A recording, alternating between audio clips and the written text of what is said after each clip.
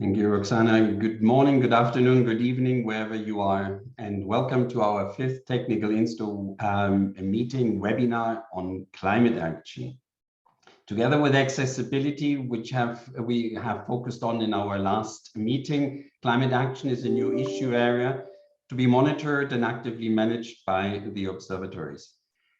We are absolutely aware that the challenges of monitoring carbon emissions, CO2, is of an enormous challenge to observatories. But we will introduce to you today, after a global overview, why and where we came from and where we are heading to if we don't act faster. We'll present to you from the Observatory of South Tyrol the expertise and the experiences made, and especially when preparing for becoming an observatory, and then later on adding presentations from Valencia and Innovation Norway on measurements and techniques. I start by sharing my screen.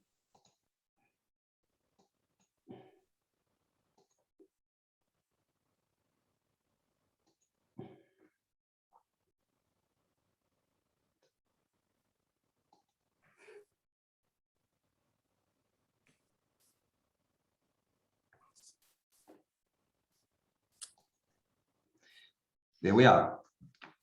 Advancing climate action was on the agenda from WTO for quite a while. At COP25, we presented the research results of a joint undertaking with the International Transportation Forum, where we looked at the baseline of the transport-related emissions of tourism activities and focused there both on international tourism as well as on domestic tourism.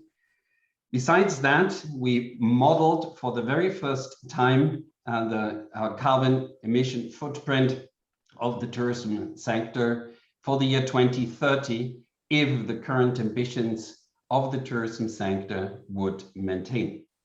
And we found that under the current emissions and under the current ambition scenario, emissions would increase by 25% over the baseline of 2016.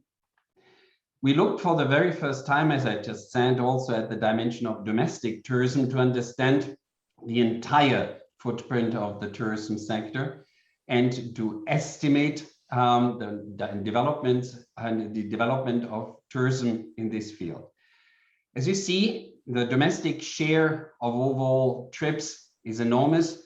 35.6 billion domestic arrivals or same-day trips cost in 2030, and many of them in environments which are similar to continents in China and in India, which have completely different dimensions in their perspective as domestic tourism, sometimes being similar to international trips in other continents and other environments such as Europe.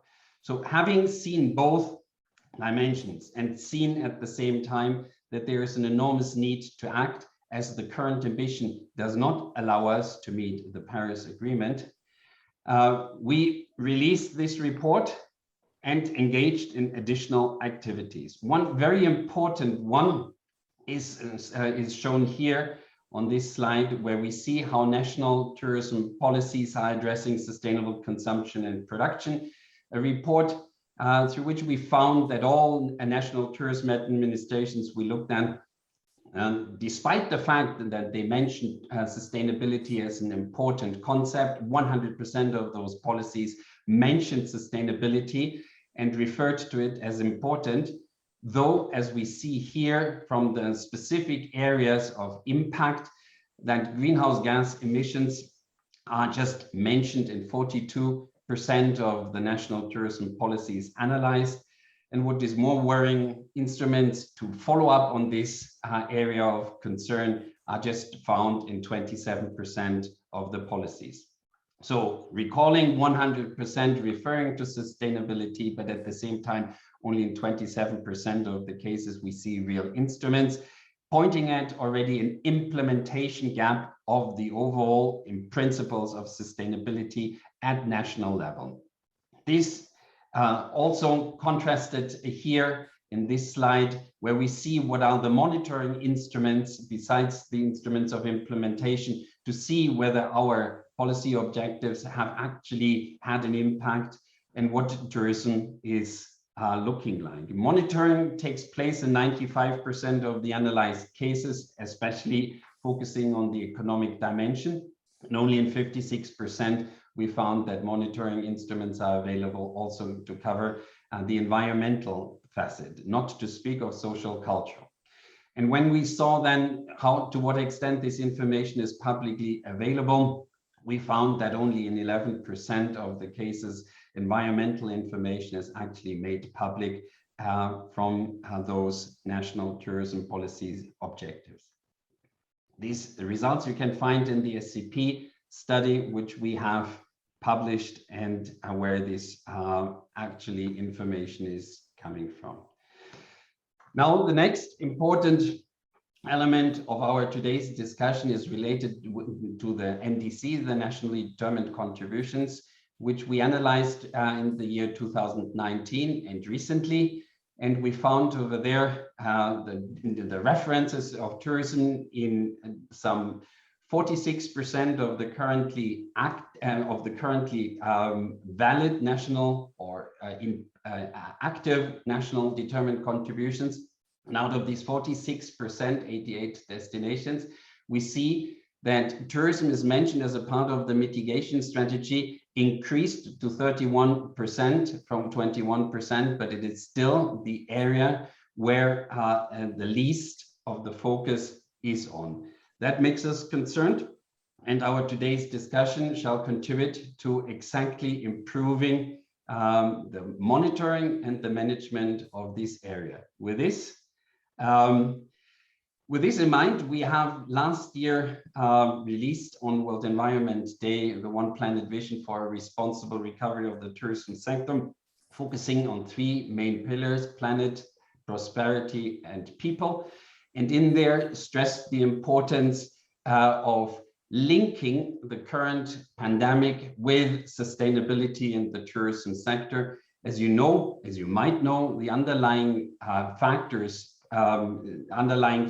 of originating pandemics are actually the same drivers as climate change and biodiversity loss. So focusing on sustainability in tourism is actually a strategy improving the resilience not only of the tourism sector but of our societies. This document then was later on taken to the G20 and tourism ministers meeting under the presidency of Italy, where actually a lot of discussion focused in the preliminary meetings on the monitoring of carbon emissions of the tourism sector. But as you will see in the language, it is encouraged to monitor across the tourism value chain the emissions of the sector to increase our understanding of which of the products have a lower carbon footprint, and promoting especially those tourism activities which are contributing to a higher ambition scenario, leading to a higher ambition scenario of the tourism sector. With this, I'm handing over now to my colleague Virginia Hernandez Trapa for conducting the presentation, the presentations part 2. Virginia, please. Thank you so much, Dirk, and good morning to all. It's really a pleasure to be here and be able to share some additional insights on our climate action work. Can we see the next slide, please? You can now visualize which are the areas that we had included in the One Planet Vision and the G20 recommendations. These documents were widely consulted, mainly with One Planet partners and others.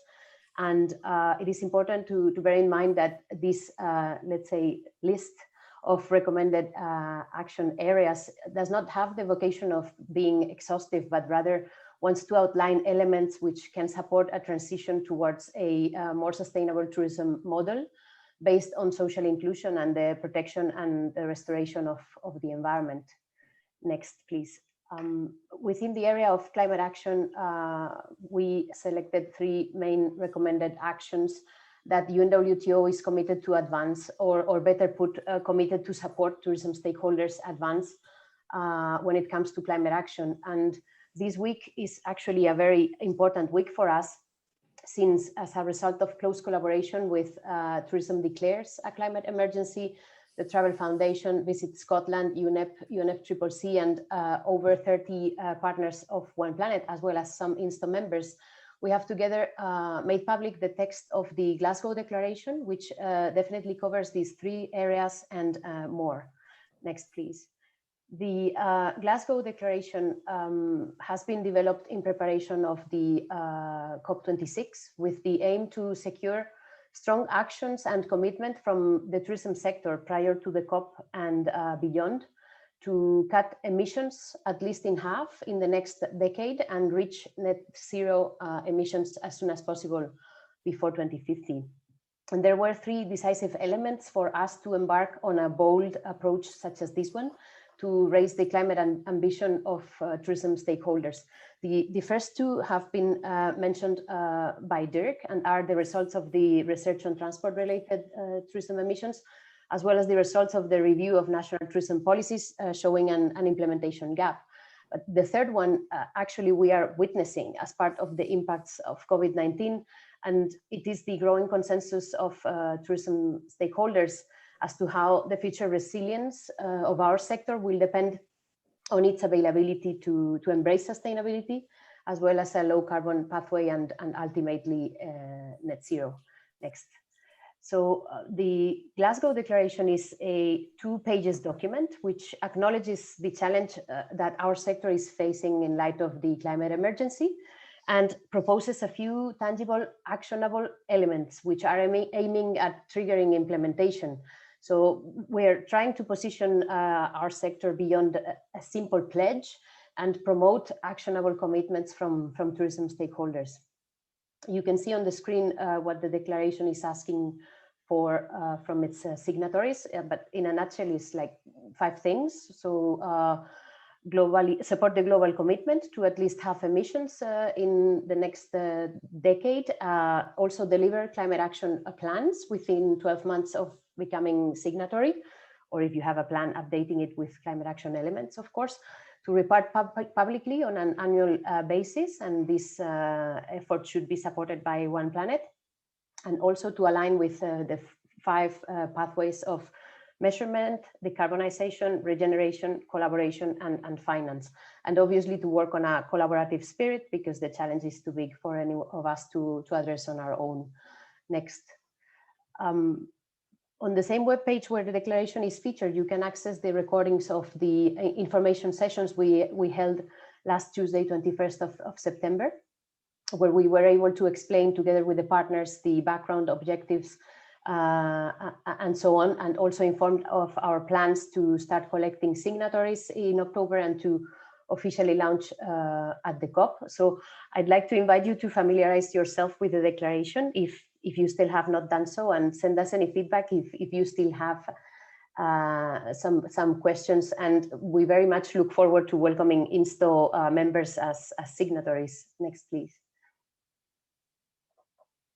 I would also like to take the opportunity to thank those INSTO members who participated in the global survey of climate action in tourism, which, as you may remember, we conducted before the summer in partnership with Tourism Declares, ATA, UNFCCC, and San Francisco State University.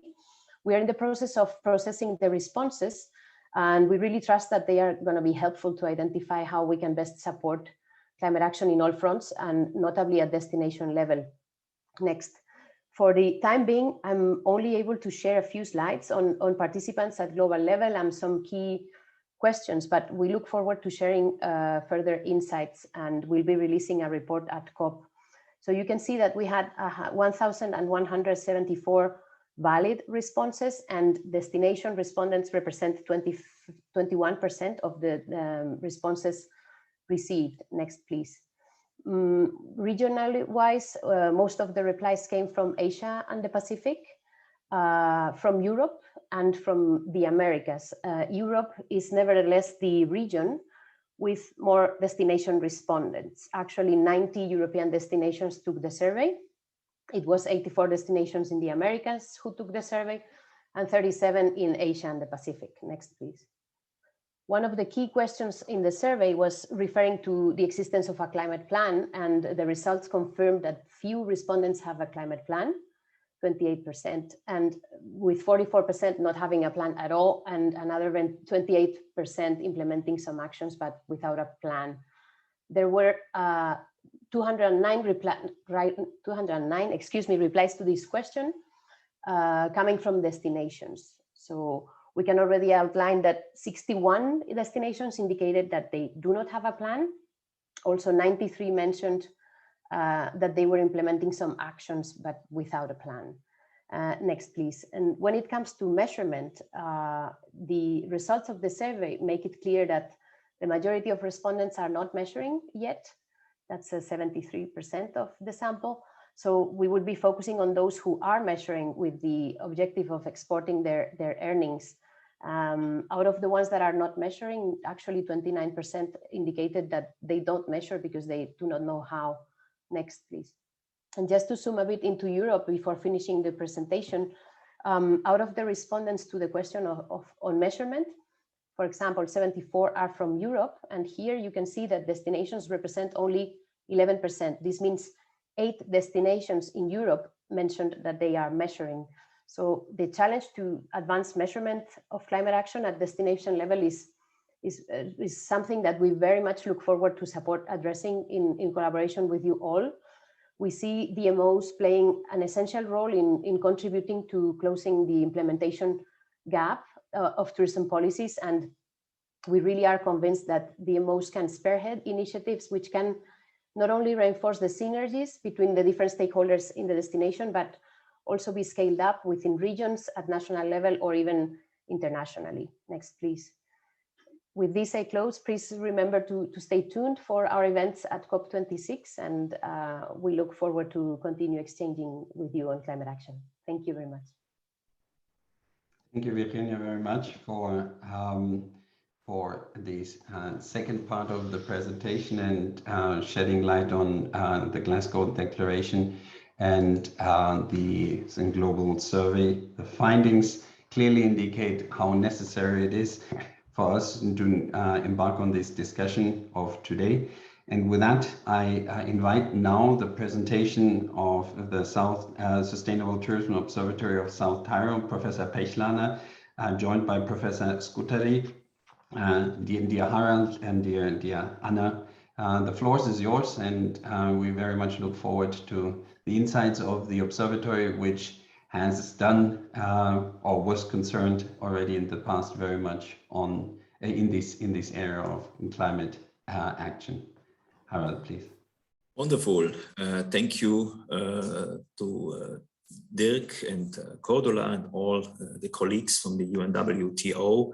Thank you very much for the invitation. Just together with Anna Skutari, we'd like to give you a short overview of that, what we have done and what we like to do in the near future when it comes to the discussion about climate action. The Sustainable Tourism Observatory of South Tyrol is managed and coordinated by Anna Skutari. We are the most northern province of Italy, in the middle of the Alps, and very small region, 7,400 square kilometers small, but only 8% of the surface you can live the whole year long. In other words, the rest of the surface is mountainous. And therefore, we have a lot of discussions about land use and land use planning issues. So this is obviously very, very close also to discussions related to climate actions, as for example, mobility. We will come back to that a bit later. What you see down in this slide is the information about arrivals and stays in 2019 and 2020. You see what happened in the context of the global crisis related to COVID-19. Moving forward to the next slide, you see the Alps, the European Alps, more or less in the middle, South Tyrol. The dark sides of these maps are connected to the intensity of tourism.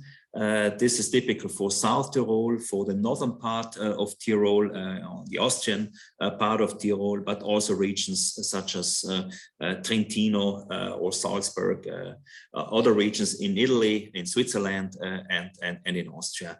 So the overnight stays per 100 inhabitants are a very, very important indicator when it comes to the discussion about what kind of climate actions can be implemented and discussed furthermore. Moving to the next slide, coming back to STOS, the Sustainable Tourism Observatory of South Tyrol. We launched it with the great support of UNWTO in 2018. You know, yeah? So we are a highly intensive, we have a high intensity of tourism in our region, and therefore it was absolutely important to introduce this kind of discussions about ways and about pathways of sustainability policy. We are working very strong together with IDM, which is the official location and place development agency of South Tyrol. They are introducing now a big program on sustainable tourism implementation. So we are closely working together with the official bodies of South Tyrol. I give now the floor to Anna. She will now present you in a bit more detailed way the single areas, the dimensions and indicators, and moving then to the climate action policy itself. Anna. Yes, thank you very much. We started our journey in 2018 with something more than 9 issue areas. 9 were the mandatory ones coming from UNWTO. We added on some additional issue areas on top of the mandatory ones. And now we are managing also a website in which we are trying to also highlight all the indicators we are currently monitoring. We are currently monitoring 31 indicators covering all the 3 dimensions of sustainability. And we are also trying to do our best to insert and to consider also a 4th dimension, the one of culture. I will get back to that in a second. But here you can see the different issue areas we are monitoring. In gray, there are the ones that are mandatory from the UNWTO guidelines for INSTO observatories. In green, you see the ones we have added during the last years. And I want to highlight the fact that we added mobility, which was very important for us from the very beginning, not just because we are very dependent from car transport. Almost 9 out of 10 tourists come in or reach our region by car, but also because we are aware of a lot of different actions and that want to mitigate this behavior of tourists and want to shift their modal behavior towards more sustainable means of transport. So I will highlight today those indicators and those actions that are mostly linked to a climate action policy. That was, I would say, this action was taken from the regional policies, but in a convinced way, without giving to it a broader platform. Nowadays, we see that all the efforts that have been put into the change of mobility behavior have also a big platform on top of them, and there is a will and a wish to work on a sustainable tourism strategy, which is overall valid for the entire region. So I will also highlight some small parts on governance, because there are a lot of different initiatives concerning labeling and certification schemes that link to climate action. Here you can see some highlights from our region and from our monitoring. I was mentioning before, one of the novelties of our INSTO report is the study about culture and how culture relates to tourism practices. I don't want to go into the details because this is not exactly linked to climate action, but just to give you an overview how broad and multidisciplinary our work is. And in our last report, we also covered the topic of nature conservation to understand which kind of actions and which kind of strategies are undertaken at local level to preserve nature and to assess also risks associated partly also to climate change. But let me get back to climate action and to the different indicators we've used. You can see there were two main issue areas we were considering when it comes to climate action. As you can see, for each of these indicators, we have tried to highlight the link to the SDGs, and the number 13 of is climate action is highlighted in all those indicators here. And another very important aspect is that we have tried to classify the indicators according to the driver pressure response framework, which means we've tried to understand whether we were measuring a reaction from the destination or rather a pressure. For instance, the estimated electricity consumption is rather a sign of the pressure that tourists have on site, whereas voluntary certifications are more a reaction. So we try to differentiate the way we are monitoring based on that. I will show you some data from this measurement. First of all, you see the estimated electricity consumption in accommodation facilities. It was hard to get those data. We were trying to make a calculation based on parameters we know. So how much electricity is used each overnight in an hotel that is very efficient. So we started from the assumption that the hotel was efficient, and we calculated based on the knowledge about arrivals and overnights per day we calculated the estimated electricity consumption. As you can see, there is a high seasonal character of this data, and the COVID effect is visible here in the last part of the graph. Another aspect which is very important for us is the one about energy used by ski lifts. And as you know, we are Alpine region, and we do have a lot of winter tourism, which is suffering a lot from the change of the temperatures and the snow availability. You can see the rise in electricity consumption to produce artificial snow, which is also a good indicator of the difficulties we are facing at the moment. We've also focused on the good reactions and the good practices of the region. For instance, monitoring charging station for e-mobility. As I've said before, we are car dependent. So the reaction might be that we go for electrification. And what you can see here is the number of charging stations we do have in our region. 306 are there, the points you can see on the map. We've geolocalized those ones that are in accommodation facilities, and they are actually 206, and the number is steadily increasing. So the hotel sector is playing a big role in providing to guests this type of service. Here you can see actions towards modal shift, so change in behavior in transport. The province was supporting this change in behavior by sharing mobility cards and by giving them with a very small price or even for free. And as you can see here, there were an increasing number of activated cards, but also an increasing number of uses. So reaching in 2018 more than 7 million uses. Of course, the uses and the number of cards decreased this year because of this year and the last year because of the pandemic. Another important aspect is also that the behavior changed. So not the drop in this data is not just connected to the less arrivals, but also it's more than proportional to the decrease in arrivals. So people want to move around by car and not by public transport, or less by public transport. Here you can see, to say one last indicator we have used, also the number or the kilometers covered by car sharing services. For instance, you can see that this is slightly increasing, even though it's very difficult for a rural destination to make good use of those services, because it's not so efficient to use them in a rural space. Finally, the two indicators about governance. On the one hand, we've monitored the different types of labels for hotels, for municipalities, and for events that try to promote climate-friendly behavior. or try to change infrastructures or behaviors in hotels and accommodation facilities.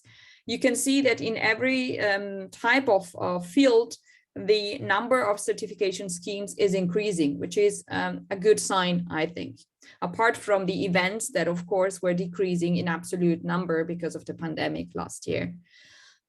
So finally, this is what we've monitored until now, but we know that there is a big blank spot in our observatory, which is the monitoring of the CO2 emissions.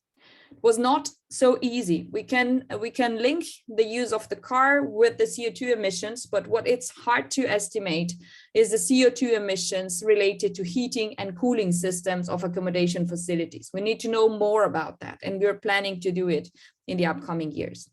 Further, we need to deepen the analysis of the climate action strategies on site. There are a lot of different initiatives, but they're not that much coordinated until now. And the big effort of the DMO right now is the one of creating a network of different actors for a sustainable development of tourism on site. Another point that is very important is the one about investments and the different diversification strategies concerning, for instance, specifically snowmaking and the winter tourism part, the winter tourism, and also the analysis of different risks and potentials in relation to climate action. What will come later? Which kind of tourists are we going to be able to attract in winter if there's no snow anymore? That's also a very important topic. And I'll let Harald conclude. Thank you very much.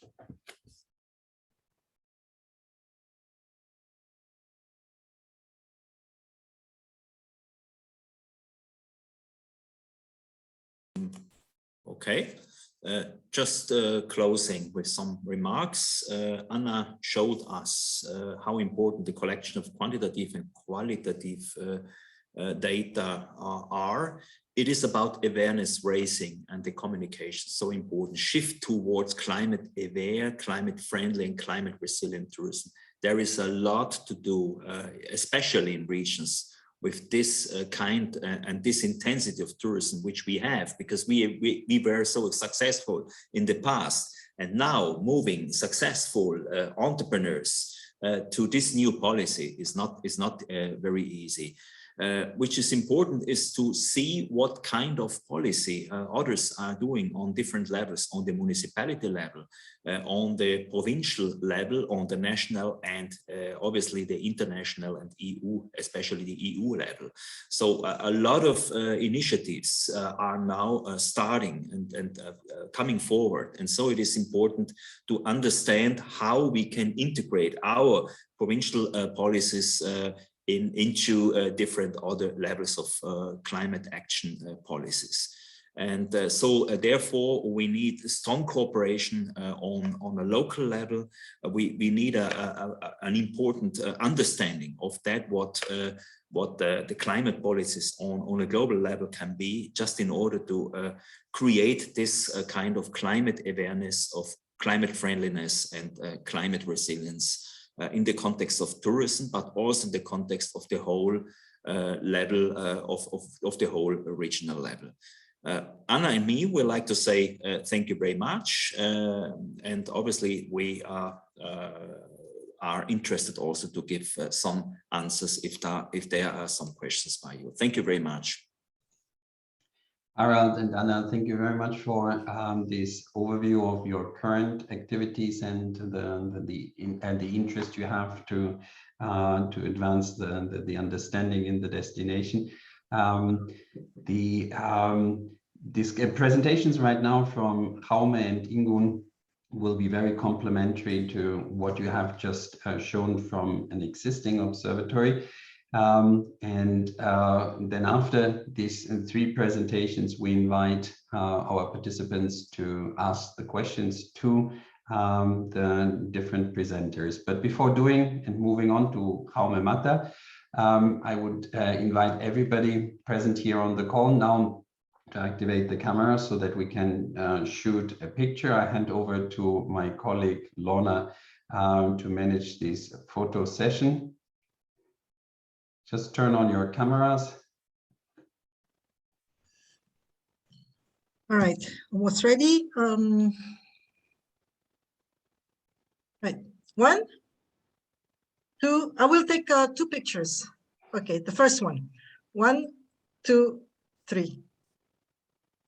1 second.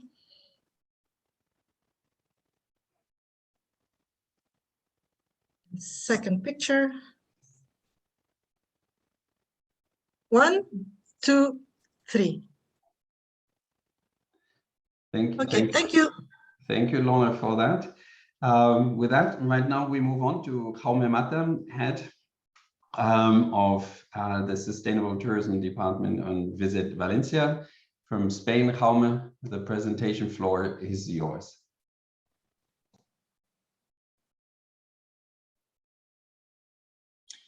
Thank you, Derek. Hello, everybody. Good morning from Spain. I'm just going to give you an overview of our project, or how we are trying to cope with this global challenge from this local perspective. So you can see how it can be done in somehow. Let me share my presentation here. Okay, is that correct? Is that okay? Yeah, can you confirm? Yeah, right. Okay. My name is Jaume Mata. I'm the head of sustainable tourism, as Dirk mentioned, here in Visit Valencia.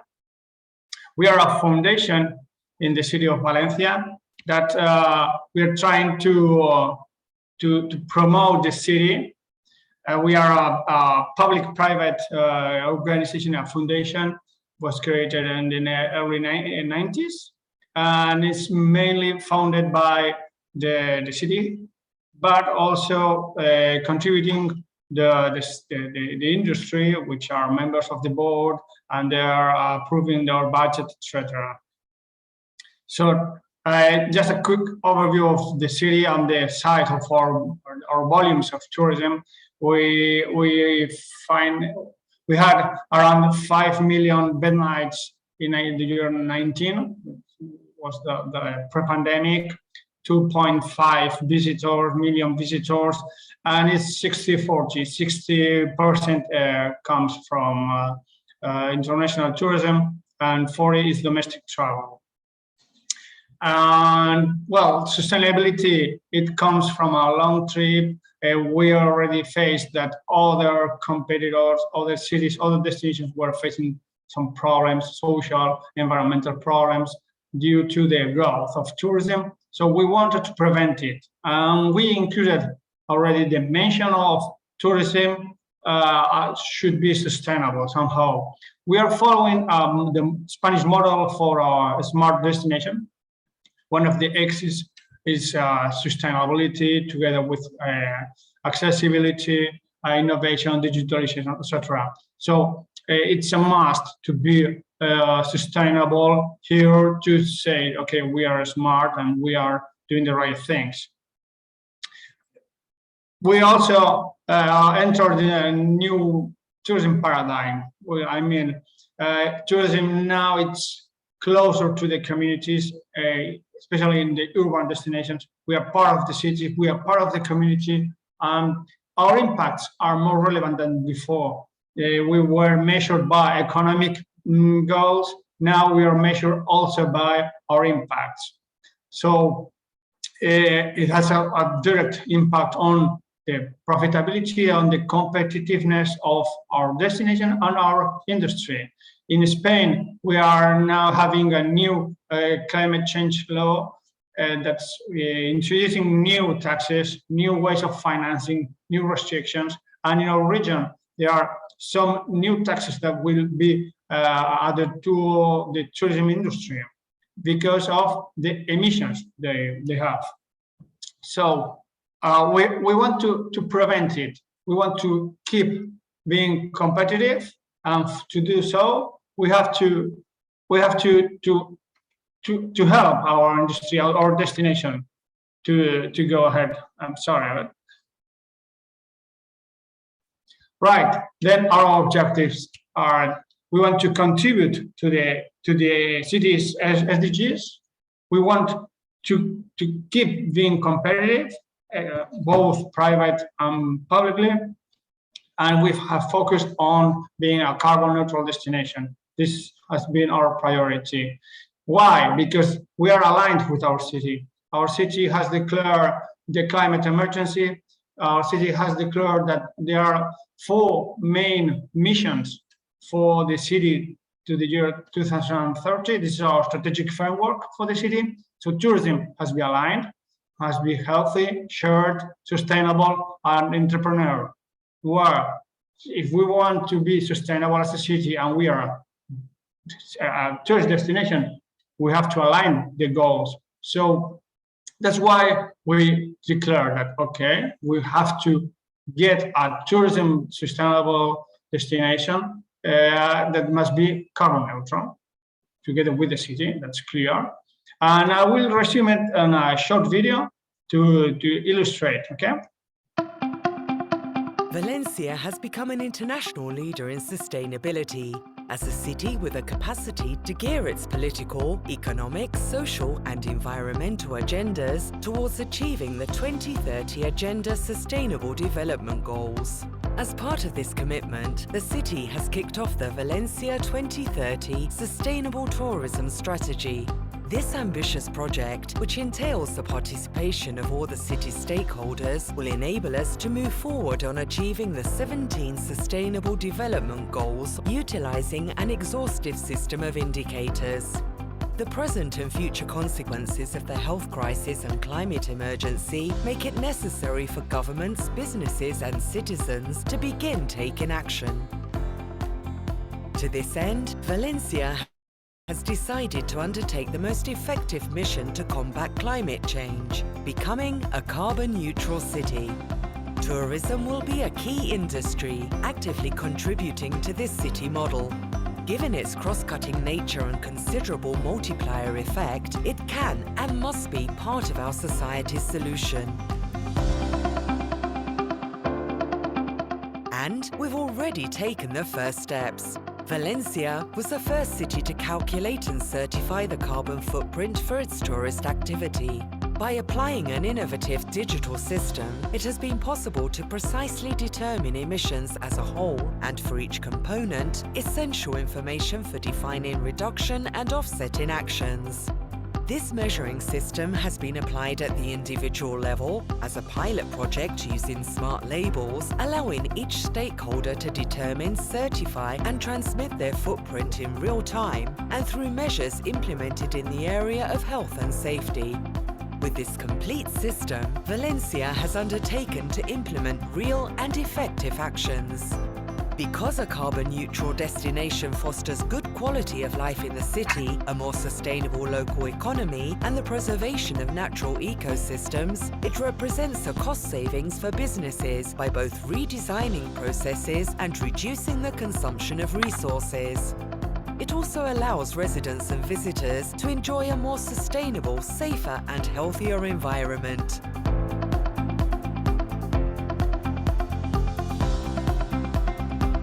Project promoted by the Valencia City Council and developed by the Visit Valencia and Aguas de Valencia Global Omnium Foundations.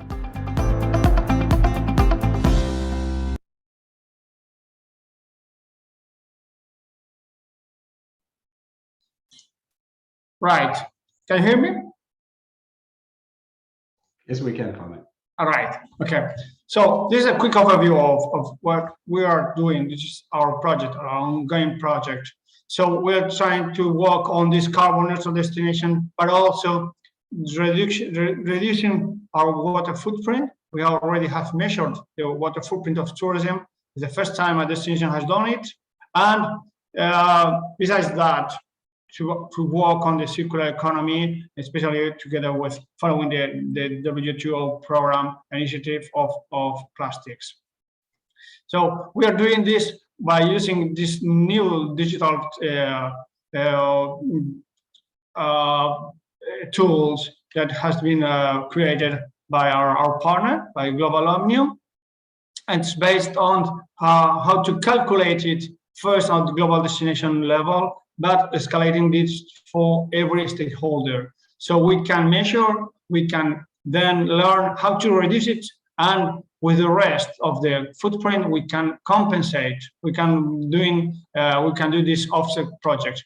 Our goal is to create this project inland in our city to get this possibility of allowing the visitor to help us to reduce the carbon footprint. They can offset their footprint here in Valencia before they leave.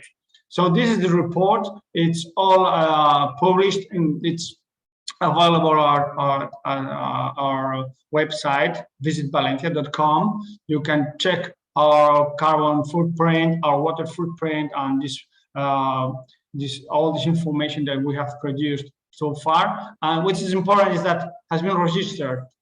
That's official nowadays. So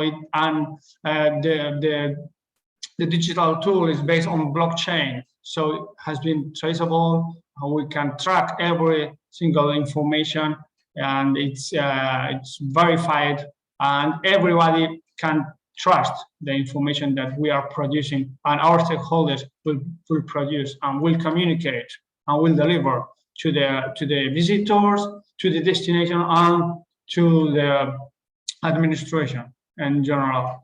We have deployed these first 2 pilots on the conference center. We already have measured the facility carbon footprint for a whole year, and also for some conferences. So every organizer now they know the carbon footprint of the event, and every delegate knows the carbon footprint of their participation, and they will be able to compensate by themselves. We already have done it also in our aquarium, the sonographic, which is another kind of target. So we can we are testing the digital tools and the information that we are delivering. And as I said, we already have worked also in the water footprint. Water is essential, it's a scarce resource here in the Mediterranean, and it's already one of the pillars of our next strategy. We have measured that we are using 74 cubic hectometers in Valencia, and we know every chapter how much is it, how to reduce it, and how to help the city to improve their water efficiency. Next, the plastic action that we are also trying to use the next generation funds from the European Commission to implement all these projects. As I said, everything is available. We're glad to share and to learn and to compare from other members of the INSTO our experience and their experiences, because this is a global challenge that we are trying to cope from our responsibility, our share. Well, that's it. Thank you for your attention, and I'll keep here open to any question you may have. Alma, thank you very much for the presentation. I'm sure that there will be later on some questions related to the methodology you used. Can we find this methodology in the report? Yeah, well, you've got the results, not the methodology. Not exactly, but this has been produced by a company. So this is a win-win situation. We are the pilot destination for them, and they are producing all this technology that will be available for any destination that wants to learn it. Okay, Tom, thank you very much for sharing the Valencia experience. And our next speaker is Ingunn Sovnes. She is the Special Advisor of Innovation Norway. Ingunn, it's a pleasure that we see the carbon calculator becoming truth in Norway. I still remember when the issue was on the table and you formulated these objectives, and seeing that now being an instrument for the entire destination Norway is very interesting also for the other participants today here in the INSTO observatories. Ingunn, the floor is yours. Thank you, Dirk, for the introduction. And this is right. Do you see the right version? Cordula, can you give me a thumbs up on that? Yeah, so you see the presentation full screen. Yes. I am an advisor in Innovation Norway, and we are working on different fields. We do the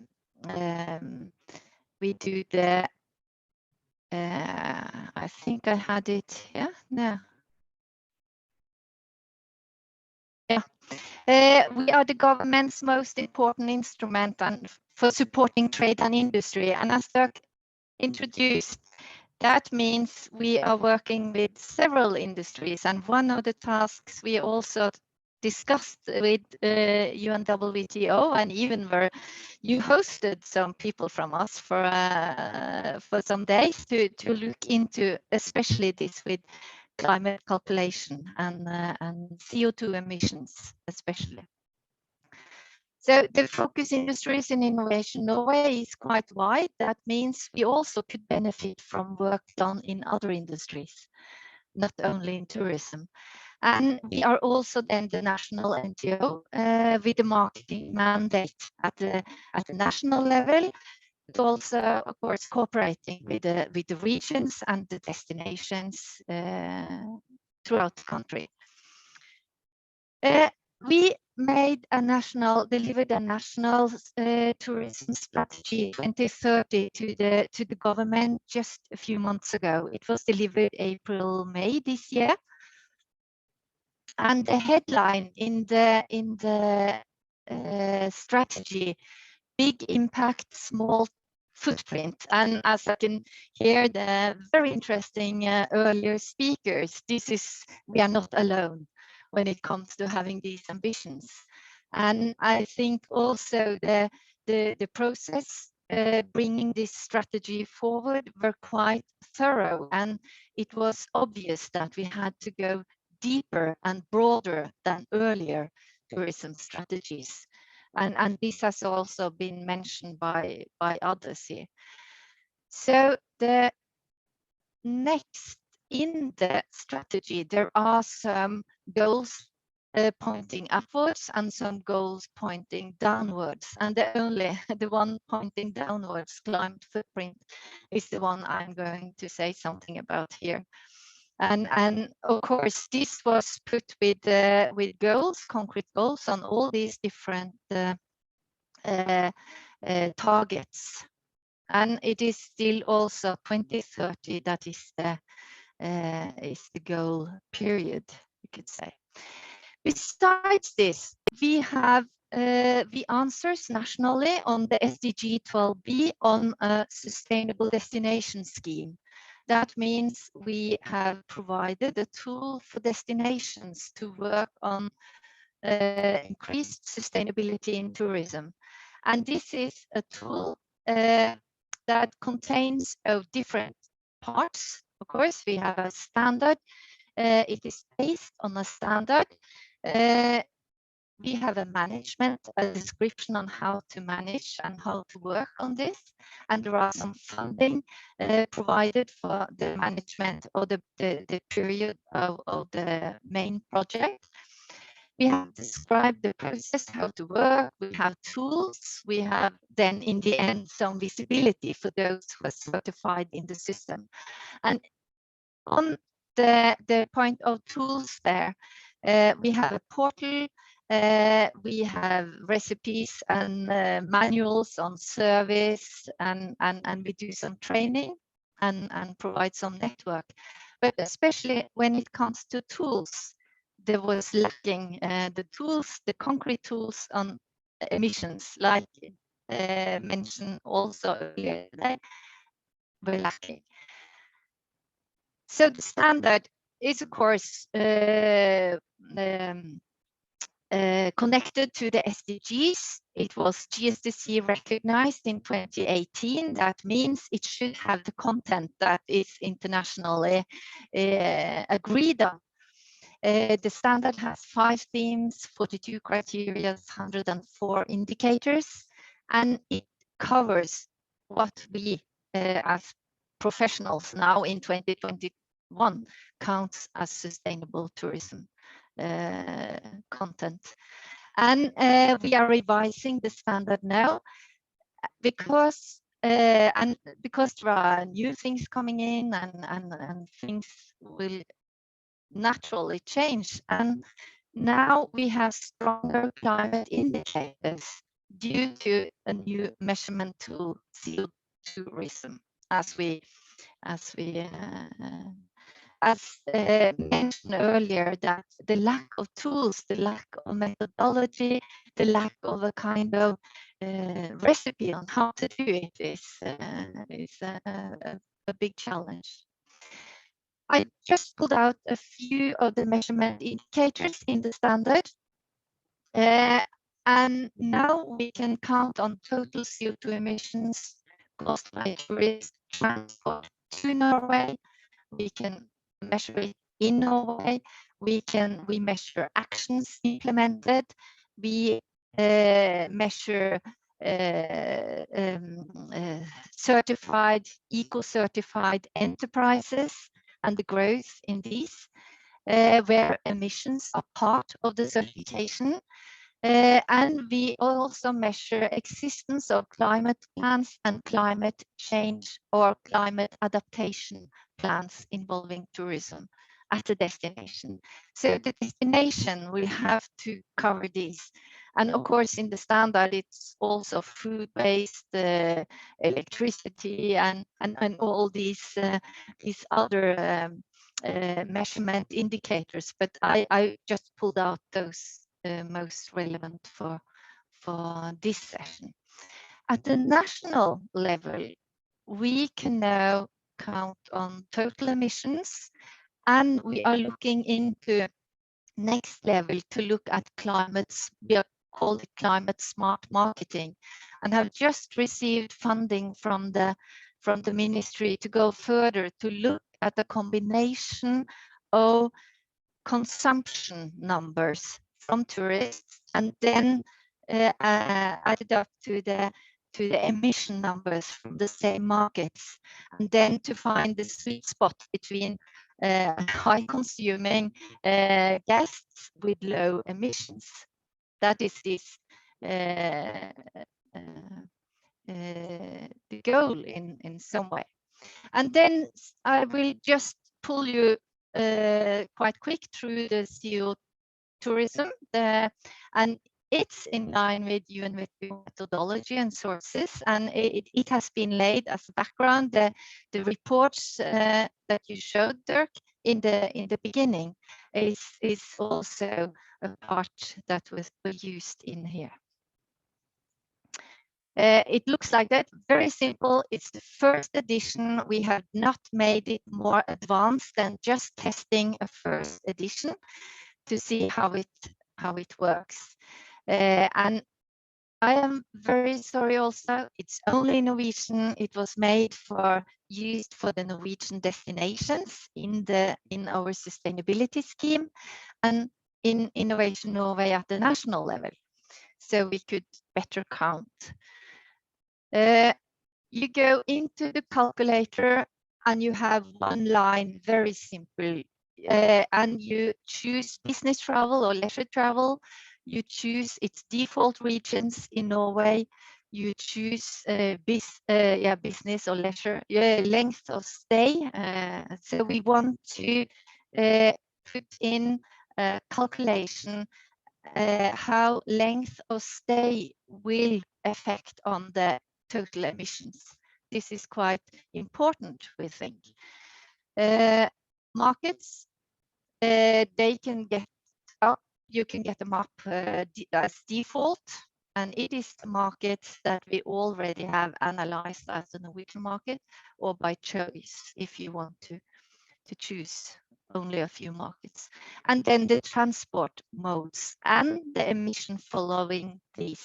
So when you fill in this first easy line, you come to the next and we will show all markets and the kilos of CO2, direct CO2 emissions. We have only included direct CO2 emissions that comes with the travel. And these are counted in 3 legs. So here, for instance, Germany lots of guests to Northern Norway. Here is the average per guest per day total. If you point here, you go one step further and you come in and you can see mix. You can see the international part of the travel. That means from the home country to Norway, then from arrival Norway to the end destination, and then what's going on in the destination. So this is a three-leg journey that is counted for each. And then the mix, the line here is the mix of transport modes, so that you can see which transport mode has the most emissions counted to it. If you scroll down, then you can have the average per person for all markets. You can have the emissions for each market, and then you can have the total for your region. So it's very simple. We wanted to make it simple, but it's quite complex. You all know it. It's quite complex what comes behind here. It's a lot of data going in, but the goal was high yield, low impact, and then we have another calculator where we show the consumption, and then we can combine as one extra calculation. We can then look at consumption, and then we can look at emissions, and then we can find this, what should we call them, sweet spot tourists.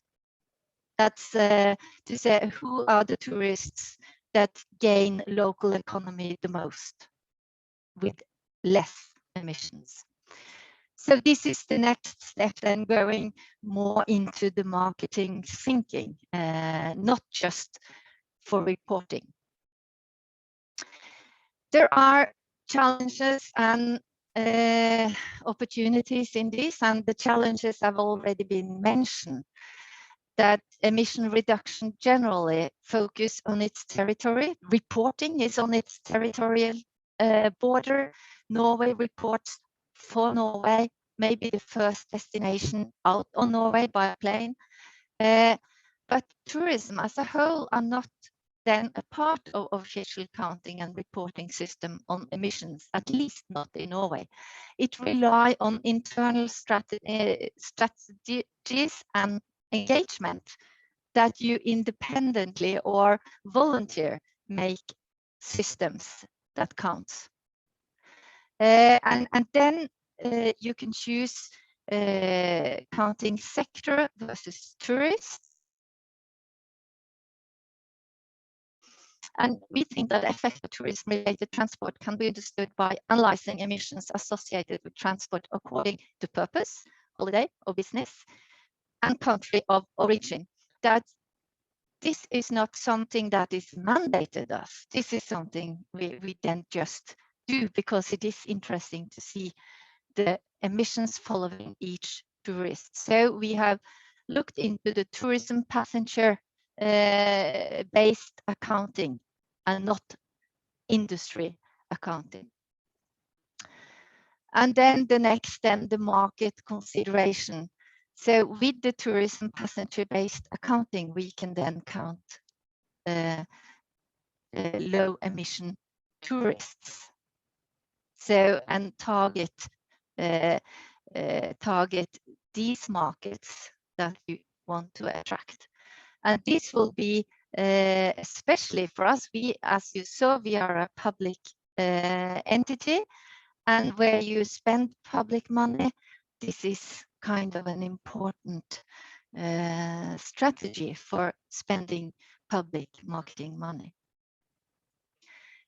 The opportunities, of course, we build national data on tourist transport through CO tourism. And when we go to the next step, climate smart market planning, it can combine these two calculations, consumption and CO2. And we would be happy to talk with those of you who work on finding some reference data on accommodation, as that also could be included, because we have only here looked at the transport. But of course, there are other place-based emissions coming with tourism. And on the destination, they will be better now to answer the indicators that's in the Sustainable Destination Scheme.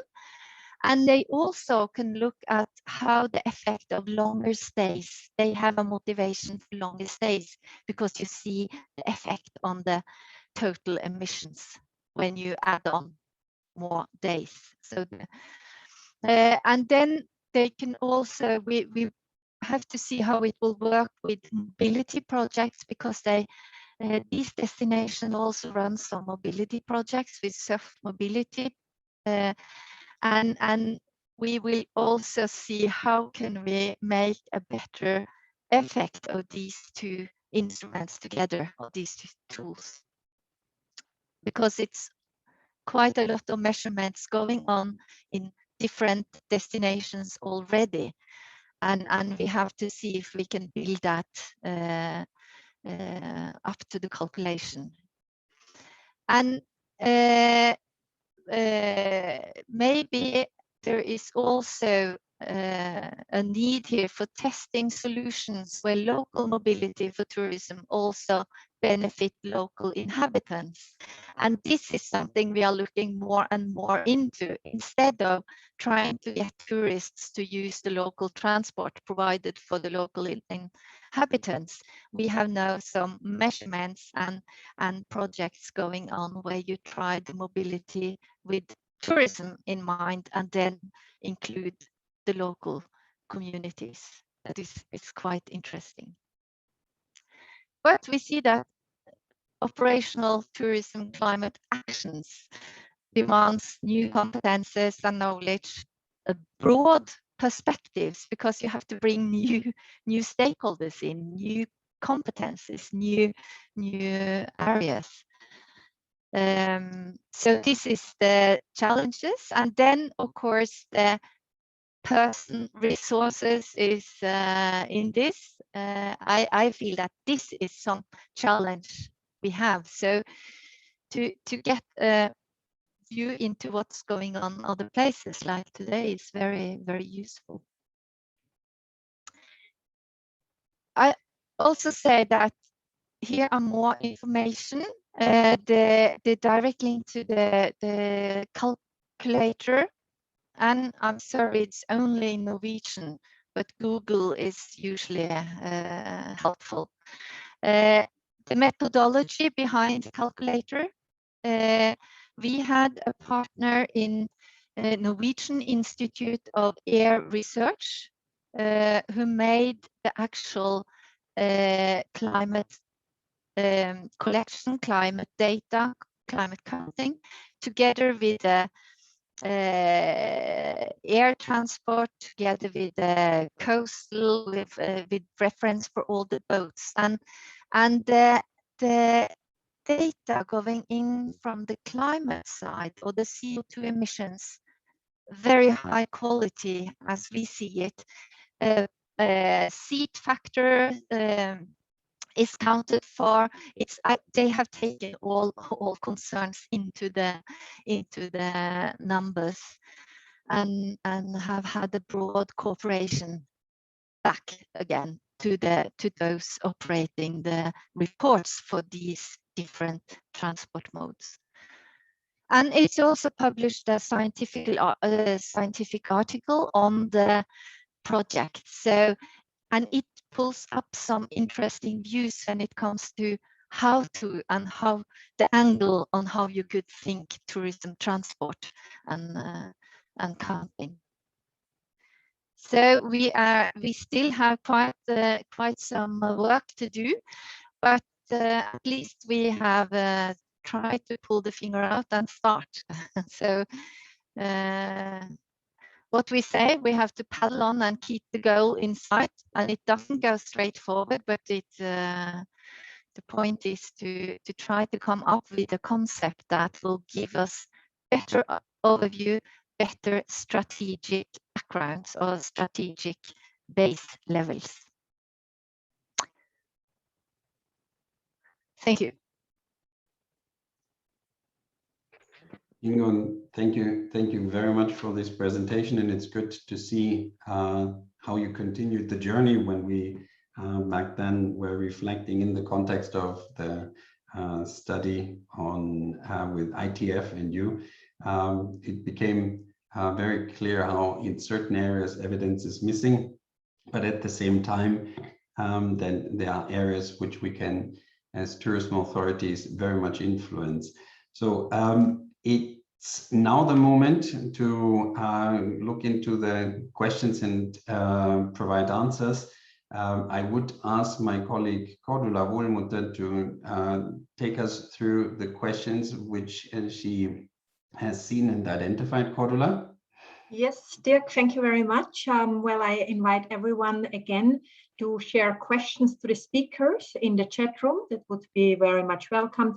We have so far one question by our colleagues of Sao Paulo in Brazil. Our colleague Fabio asked that they have the data available, but it is very difficult to separate this data between residents and tourists. And if some of the speakers could share their experiences on this particular aspect.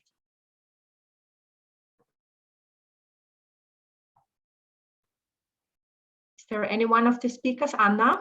We didn't present that research, but there was an attempt in the past to estimate the carbon emissions related to transport in our region.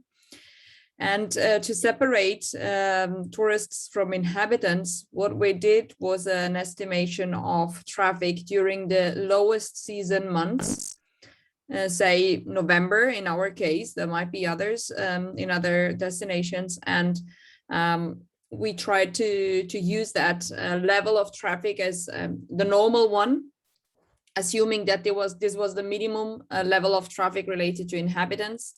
And then we analyze the flows by subtracting this part. We also consider traffic related to tourism workers, traffic related to locals going on holiday. So there are different levels one could add on.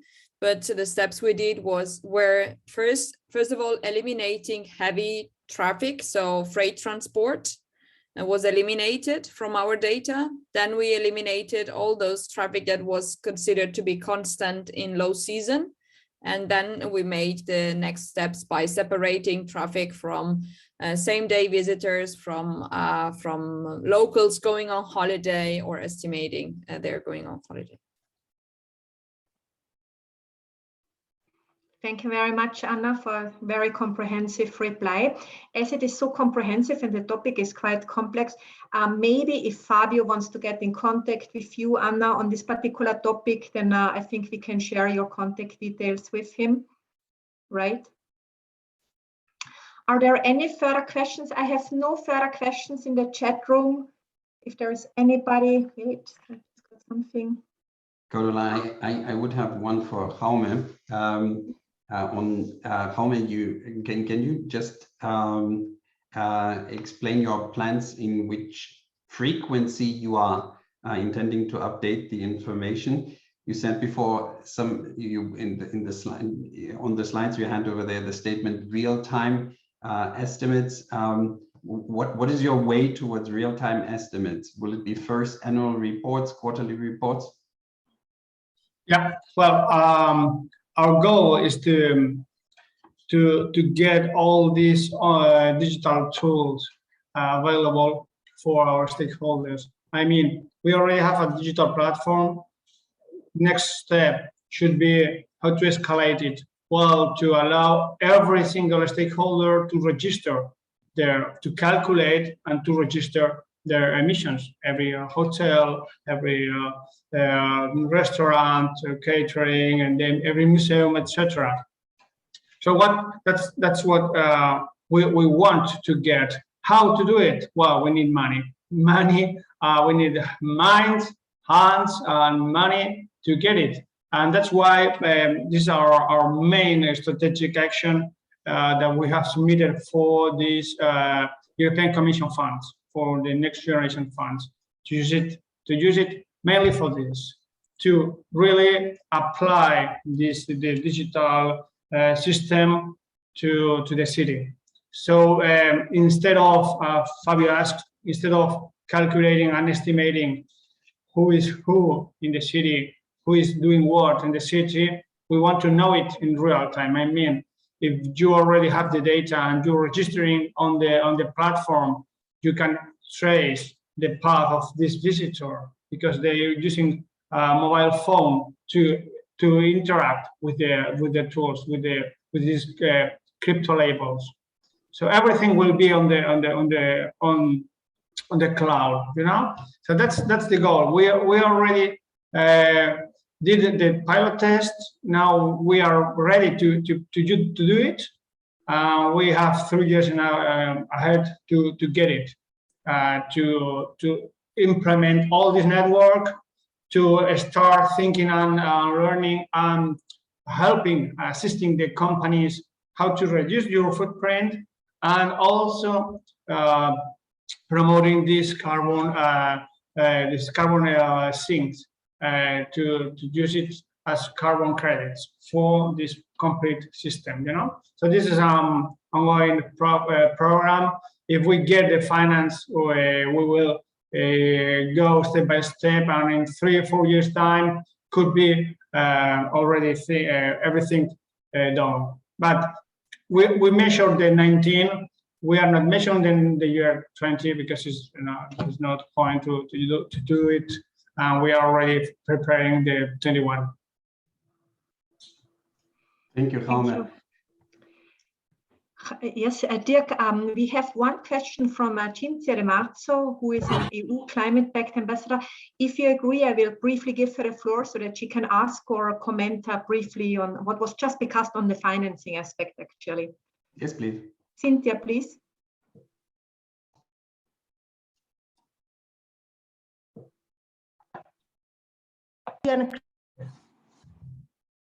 Yes, you are muted, Cinzia. We cannot hear you now. Can you hear now? Can you hear me? Okay. Yes, yes. Thank you. No, I was saying that DG Clima appointed me, but also other 500 European Climate Pact ambassadors across Europe, which is a very great initiative. Our mission is to try to raise awareness and also to involve as much as possible European citizens, enterprises, all the stakeholders. What I'm listening today is very interesting, your insights, your details, technical details.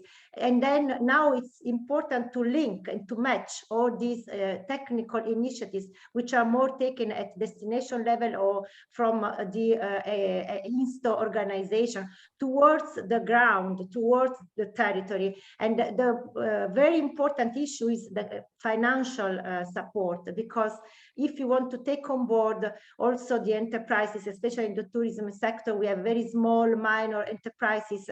This is also a social aspect, not only economic, but you know, we have to really to clarify to what extent, for example, I'm thinking about the Glasgow Declaration, and the Glasgow Declaration include also this action plan for the implementation. So we really need to clarify to what extent we can use the European funds, instruments available, for example, but also other financial incentives from the donors or other source of economic sources, because this is it's crucial to ensure the implementation of the actions, and otherwise it will become just a kind of very low effort and there is now a real commitment. I'm talking about the mobilization of the stakeholders. This is the approach of the European Commission for the European Climate Pact. And that's why I was mentioning, for example, the new program LIFE and climate action. And there are financial resources for mobility, for energy, renewable energies, for example, or the social climate fund for more vulnerable destination or vulnerable also enterprises, small enterprises. I stop here, otherwise I would talk too much. Thank you, Dirk, and thank you for all of you. Cynthia, thank you very much for sharing that, and congratulations. As most of you present here today, Cynthia was one of the key drivers of the European ETS system. And I also want to recognize here Ted Manning, who is also on the call today. He was the core driver of the indicator development and author of 2 publications on this issue. Ted, it's good to see you here today present as well. With that, Cordula, I think we have reached our today's objective. We wanted to open the box and present to the other INSTO members and interested member states the current discussion on climate action, and present to you 3 different approaches how to advance the climate action based on evidence, based on measurement, and the understanding how tourism is structured nowadays. There are many questions, but we have to get started to manage based on this evidence. So the second element, which is for us very important, was today showing where we have started identifying a current ambition and the need for a high ambition scenario, which we then can see become reality. The climate and the Glasgow Declaration and the commitment to a decade of climate action, closely linked right now to our COP26 activity, but not only limited to that. So as Virginia said before, the observatories are invited to join over there as a signatory.